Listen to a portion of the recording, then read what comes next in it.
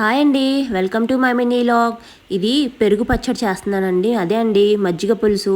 చాలా ఈజీగా ఉంటుంది అండ్ ఏ రెసిపీ లేనప్పుడు కొద్దిగా పుల్లగా అండ్ అలాగే కొంచెం మైల్డ్గా తినాలనిపించినప్పుడు ఇది ట్రై చేయండి. చాలా టేస్టీగా చాలా బాగుంటుంది. నేను ఇక్కడ పెరుగు తీసుకున్నాను. అటు పుల్లగా కాకుండా మరీ కమ్మగా కాకుండా ఉన్న మీడియం పెరుగుని తీసుకోవాలి. తీసుకొని కొద్దిగా సాల్ట్ అండ్ అలాగే పసుపు వేసుకొని కలిపేసి పెట్టుకున్నానండి. దాంట్లోకి 3 పచ్చిమిర్చి అలాగే చిన్న అల్లం ముక్క తీసుకొని రోట్లో వేసుకుని దంచుకోవాలి. దీన్ని చిన్న చిన్న పీసెస్ కింద కూడా కట్ చేసుకోవచ్చు, బట్ నాకు రోట్లో వేసి దంచితేనే ఆ ఫ్లేవర్ అనేది వస్తుంది.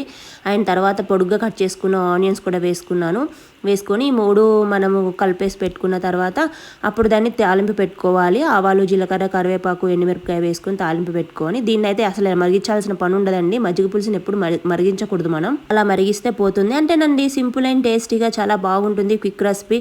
ఎప్పుడైనా మనకి ఇలా తినాలనిపించినప్పుడు ఇలా ట్రై చేసి చూడండి. ట్రై చేసి ఎలాగుందో చెప్పండి. నాకైతే భలే కుదిరింది. Thank you.